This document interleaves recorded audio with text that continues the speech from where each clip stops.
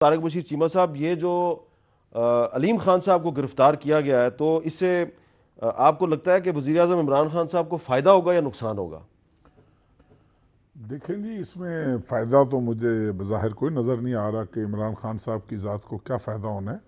उनकी पार्टी के एक सीनियर वज़ीर हैं, वो गिरफ़्तार हुए हैं, करप्शन चार्जेस पर गिरफ़्तार हुए हैं, राइट और रॉन्ग। लेकिन मेरे ख्याल में ये फ़ायदा ज़रूर होगा वज़ीर आज़म नवाज़ शरीफ, वज़ीर आज़म इमरान खान साहब को, कि वो उनका जो एक स्टांस था कि भाई ये चाहे हमारी पार्टी के लोगों को गिरफ़्तार करें, चाहे अपोजिशन को गिरफ़्तार करें, नैब इंडिपेंडेंटली काम करे, तो वो मेरे ख्याल में इस हद तक तो वो क्लेम करेंगे कि भाई मेरा सीनियर वज़ीर गिरफ़्तार हुआ है, मैंने मदाखलत नहीं की, और बाकी लोग जो हैं वो जो वावेला कर रहे हैं, शोर मचा रहे हैं, वो मेरे ख्याल में इस हद अच्छा तक चीमा साहब, नैब की प्रेस रिलीज़ कहती है कि अलीम खान साहब जो हैं वो आमदन से ज़्यादा असासे बनाने के जुर्म के मुर्तकब हुए हैं। इसी तरह का इल्ज़ाम चौधरी परवेज़ लाई साहब पे भी है और उनके खिलाफ भी नैब इंक्वायरी कर रही है। कोई आपको ख़तरा नज़र आता है कि उनको भी गिरफ्तार किया देखें जा जी, सकता ये तो मेरा ये कहना कबल अज़ वक्त होगा मीर साहब कि ख़तरा है या नहीं है या क्या है।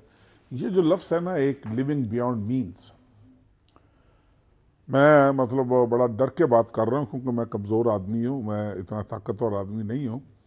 ये चार्जशीट अगर आप चेयरमैन नैब को सर्व कर दें ना कि you are living beyond means, मेरे ख्याल में काफ़ी मुश्किल होगा उनके लिए इसको जस्टिफाई करना। क्यों कि ये एक ऐसा फ़िक्रा है, ये एक ऐसा लफ्ज़ है कि आदमी देखे ना, लिविंग बियॉन्ड मीन्स क्या है। चौधरी परवेज़ लाई साहब की आपने बात की, उनको लाहौर ने बुलवाया, जितनी दफ़ा डीजी नैब ने, लाहौर ने, जिसने भी बुलाया है वो गए हैं। जो जो उन्होंने तलब किया है वो वो रिकॉर्ड, मुशर्रफ के दौर से केस चल रहा है वो मुशर्रफ के दौर से चल रहा है, और मतलब चल रहा है, बस इस पे हम और कमेंट नैब ने उनकी कुछ ओरिजिनल डॉक्यूमेंट्स गायब कर दिए हैं। नहीं, ओरिजिनल डॉक्यूमेंट्स गायब नहीं किए, उन्होंने रिकॉर्ड मांगा था। अब ये जब बुलाया था कि जी आप ये you are living beyond means और ये चीज़ें आप रिकॉर्ड दें, तो उन्होंने हंसकर जवाब दिया था जी कि रिकॉर्ड तो 2000 का आपके पास पड़ा हुआ है, वो अभी तक तो हमें वापस नहीं मिला। जब वो मिलेगा तो उसमें से, हाँ, अगर आपने भी कहीं गुम कर दिया है फिर हमें एक 2 4 6 महीने दें ताकि हम उसकी डुप्लीकेट अटेस्टेड कॉपीज़ निकलवाएं। तो बेसिकली देखें, हमें नैब के काम पे, नैब की कारकर्दगी पे मेरी ज़ात को तो कम से कम इसलिए एतराज़ नहीं है कि यार आखिर किसी ने तो करप्शन को पकड़ना है कि नहीं पकड़ना। ठीक है मीर साहब, अब हम करते क्या हैं, मैं सुबह गिरफ्तार हो जाऊंगा ना तो मेरी पार्टी के लोग, मेरे बच्चे, मेरे दोस्त, मेरे साथी कहेंगे जी बड़ा जुल्म हुआ है जी तारिक बशीर। अब देखें किसने यार इतना कर्जा इस मुल्क पे चढ़ गया, किसने खाया? अलीम खान है। नहीं, नॉट अलीम खान। हाँ मैं नहीं कह रहा, मैं कह रहा हूँ अलीम खान ने तो फिर एक अच्छी रवायत डाली है यार। उसने अच्छी रवायत डाली है कि वो इस्तीफा देकर घर चला गया या गिरफ्तार हो गया कि भाई मैं अगर क्लीन चिट मुझे मिल गई तो मैं वापस आ जाऊंगा, क्लीन चिट नहीं मिलेगी तो इस मुल्क में कौन वाकिफ बनता है? ठीक मुसीबत है। में फंसे हुए आदमी का कोई आदमी वाकिफ नहीं बनता इस मुल्क में। अच्छा, अब आमिर डोगर साहब ये बताएं कि आपकी पार्टी MNA है नूर आलम, पिशावर वाले, जानते हैं ना आप उनको? जी जी। वो कोई एक बिल बना के बैठे हुए हैं नैब के कानून में तब्दीली का। पता नहीं पार्टी की पॉलिसी क्या है, लेकिन वो अक्सर सलाह मशवरा करते रहते हैं अपने साथियों के साथ, अपनी पार्टी के साथियों के साथ, अपोजिशन के साथियों के साथ। अरकान पार्लियामेंट में ये राय क्यों पनप रही है कि नैब का जो कानून है इसमें तब्दीली होनी चाहिए? जी बिस्मिल्लाहिर्रहमानिर्रहीम। मीर साहब, पहले तो मैं अगर इजाज़त दें तो अलीम खान साहब की गिरफ़्तारी है, उस पर बात करूं कि अलीम खान साहब की पाकिस्तान तहरीक इंसाफ के लिए बहुत स्ट्रगल है, बड़ी उनकी कुर्बानियाँ और जद्दोजहद शामिल है। मेरी आज की उनकी गिरफ़्तारी समझ से बालातर है कि 2 साल से वो बाकायदा नैब की हरपेशी पे जा रहे थे। जो कुछ नैब ने उनसे मांगा उन्होंने ये दिया। मेरी समझ से बाहर है कि आज उन्हें अचानक क्यों गिरफ़्तार कर लिया और एकदम ये मौसम बनाया जा रहा है, माहौल बनाया जा रहा है सियासतदानों के ख़िलाफ़ गिरफ़्तारियों को। लेकिन आज उन लोगों को बिलखसूस चौधरी साहब सुन रहे हैं, जवाब मिल गया जो कहते थे कि सियासी लोगों को, अपोजिशन के लोगों को गिरफ़्तार किया जा रहा है चाहे इमरान खान वज़ीर आज़म के कहने पे। तो फिर मैं ये समझता हूँ कि आज अलीम खान को गिरफ़्तार किया गया नवाज शरीफ और आसिफ जरदारी के कहने पे। हम इंसाफ के तमाम तकाज़ों पर यकीन रखते हैं, कानून सब के लिए है, इंसाफ सब के लिए है। लेकिन मैं ये समझता हूँ कि आखिर नैब आजकल ही कुछ महीने से ही उनकी गाड़ी इतनी तेज़ क्यों हो गई है। और अगर ये आज अलीम खान की गिरफ़्तारी हुई है तो आने वाले दिनों में मैं समझता हूँ और भी बड़ी सियासी गिरफ़्तारियाँ होंगी। और हम तो इस बात पर यकीन रखते हैं कि एहतसाब अक्रॉस दी बोर्ड होना चाहिए। लेकिन जहाँ तक आपने नूर आलम खान साहब की बात की, तो बहुत सारी तहफ़्फ़ुज़ात पाए जाते हैं नैब की इस प्रोसीडिंग में, उसके जो इस वक्त कानून राइज हैं उसके अंदर। और पार्लियामेंट का काम ही यही है कि हर वक्त इस वक्त की हर वक्त ज़रूरत रहती है कि इम्प्रूवमेंट लाई जाए लॉज में। जैसे 60 दिन का रिमांड है कि अगर 302 का मुलज़म है आप उसको तो 14 दिन का रिमांड देते हैं और उसको 60 दिन का देते हैं। और बहुत सारी चीज़ें हैं जो नूर आलम साहब के बिल में है, मैंने वो बिल स्टडी किया है। पिछले प्राइवेट मेंबर डे पे मंगल को जो पिछला इजलास था वो एजेंडे में शामिल था, लेकिन वो नहीं हाउस में हो सका, इजलास ख़त्म हो गया और वो दोबारा फिर लाएंगे। तो मैं समझता हूँ कि इसके ऊपर ऑपोजिशन नहीं ला रही, बिल हुकूमत की तरफ से नहीं, इसकी रिव्यू की ज़रूरत है जी। मैं ज़ाती तौर पे समझता हूँ, मैं बतौर चीफ विप जो है मेरी नूर आलम से बात हुई है कि इसके ऊपर अपोजिशन भी बात करे और पार्लियामेंट का काम ही डिबेट करना है और डिबेट करे। ऐसा नहीं कि भी पार्लियामेंट को प्रेशराइज करना चाहती है नैब पे, लेकिन हम चाहते हैं कि कुछ चीज़ें जो है उनकी बियॉन्ड द लिमिट है, उनको भी लिमिटेड होना चाहिए। जी जवेद लतीफ़ साहब, आपने आमिर डोगर साहब की बात सुनी है, उन्होंने कंफर्म किया है कि नूर आलम खान साहब पीटीआई के एमएनए हैं, वो एक बिल लाना चाह रहे हैं जिसके तहत नैब का जो कानून में उसमें तब्दीली होनी चाहिए। तो अलीम खान साहब की गिरफ्तारी से पहले वो ये बिल जो है वो बना चुके हैं। आप इस बिल की हमायत करेंगे या नहीं करेंगे? नहीं, देखें, बिल की हमायत तो यकीनन हम करेंगे, मगर मैं एक गुजारिश कर दूं अपना हामिद मीर साहब, मैं आज भी जिस तरह अपोजिशन के दीगर लोगों की गिरफ्तारी पर हम लोग मजम्मत करते थे कि ये इंसाफ के तकाजे पूरे नहीं किए गए, आज भी मैं मजम्मत करता हूँ अलीम खां की गिरफ्तारी पर। क्यों?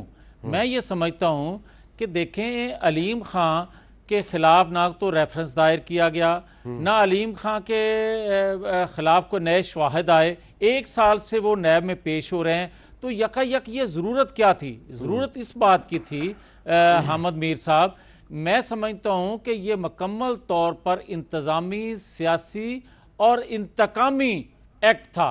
कैसे? मुझे ये कहने की इजाज़त दें कि आप ये देखें इसकी टाइमिंग, आप ये देखें कि जब 2018 के इंतखाबात के बाद ये फेवरेट कैंडिडेट थे पीटीआई की तरफ से प्राइम मिनिस्टर के लिए, चीफ मिनिस्टर के लिए, तो इनके खिलाफ एकदम से नैब का प्रेस कॉन्फ्रेंस आ जाती है, इनको नोटिस आता है और ये उस रेस से बाहर हो जाते हैं। आज जब उस्मान बुज़दार साहब पर एक प्रेशर, अवामी प्रेशर भी है कि ये नाहल हैं, ये कोई डिलीवर नहीं कर पा रहे, तो एक नई बहस शुरू थी कि इसके बाद इसका मुतबादल कौन होगा।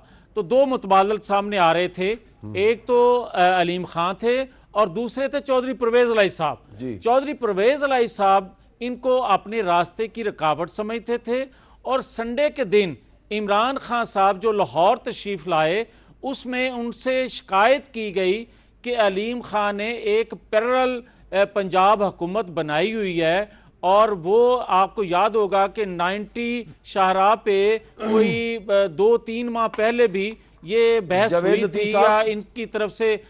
जवेद लतीफ़ साहब, ये आपकी जो गुफ्तगू है उसमें सवाल ये पैदा होता है कि क्या परवेज़ इलाही साहब ने इमरान खान को कह के और इमरान खान ने चेयरमैन नैब को कह के अलीम खान को गिरफ्तार करवा दिया? हामिद मीर साहब, ना तो आप इतने सादा हैं और ना ही मैं भी इतना सादा हूं। मैं तो बहुत ही सादा हूं। ये है मैं तो यही जो समझ आई है मैंने पूछ लिया आपसे। चले, मैं डॉक्टर नफीसा शाह साहब के पास चलता हूं। डॉक्टर साहब ये बताएं कि लेकिन मैं अगर 1 सेकंड हामिद मीर साहब, मैं ये गुजारिश कर दूं, अगर इजाजत दे दें तो इजाजत अगर आप दें तो मैं ये कहना चाहता हूं कि ये खेल और इसको 3 एंगल से देखा जाए।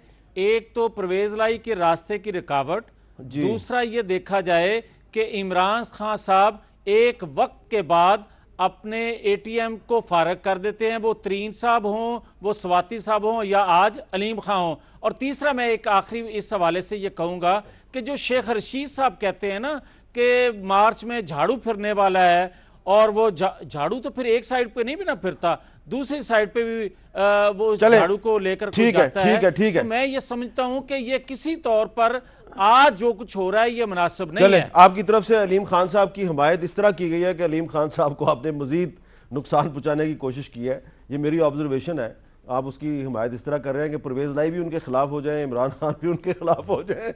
अच्छा डॉक्टर नफीसा शाह साहबा, आपको लग रहा है कि अलीम खान साहब की गिरफ्तारी के बाद अब नैब जो है वो उसने अपनी गैर जानबदारी साबित कर दी है और अपोजिशन ये नहीं कह सकती कि जनाब सिर्फ अपोजिशन के रहनुमाओं को गिरफ्तार किया जाता है?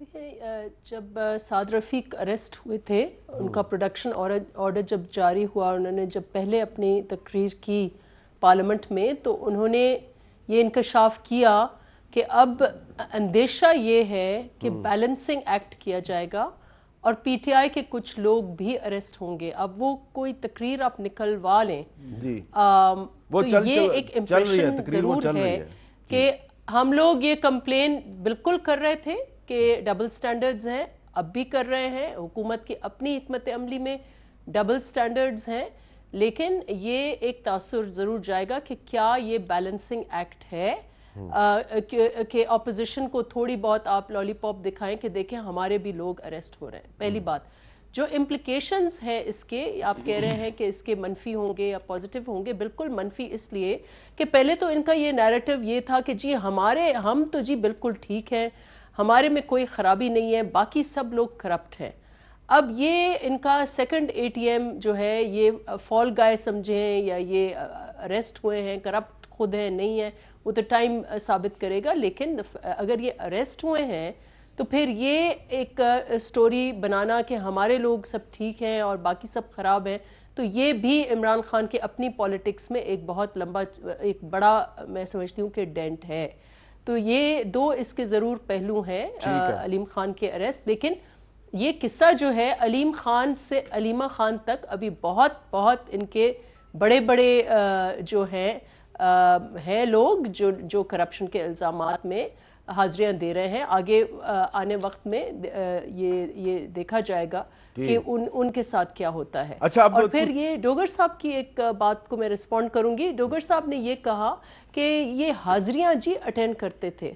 देखिए, ये इस वक्त अगर सिर्फ आप सिंध प्रोविंस में देख लें तो कई सारे सेक्रेटरी लेवल के लोग, अबाउट 170 लोग, बिटवीन 150-170 लोग अरेस्ट होंगे इसमें, जिसमें छोटे मुलाजिम, बड़े मुलाजिम, सेक्रेटरी लेवल के लोग, मिनिस्टर लेवल के लोग, स्पेशल असिस्टेंट लेवल के लोग, वो अरेस्टेड हैं। कौन उनमें से हाजिरियां नहीं अटेंड कर रहा था? तो ये कहना कि हाजिरियां अटेंड करना, ये तो अभी इनका एक अरेस्ट हुआ है, लेकिन आने वाले वक्त में क्योंकि पावर इनके पास है तो ये सारी चीजें जो हैं और इनकी एक्सपोज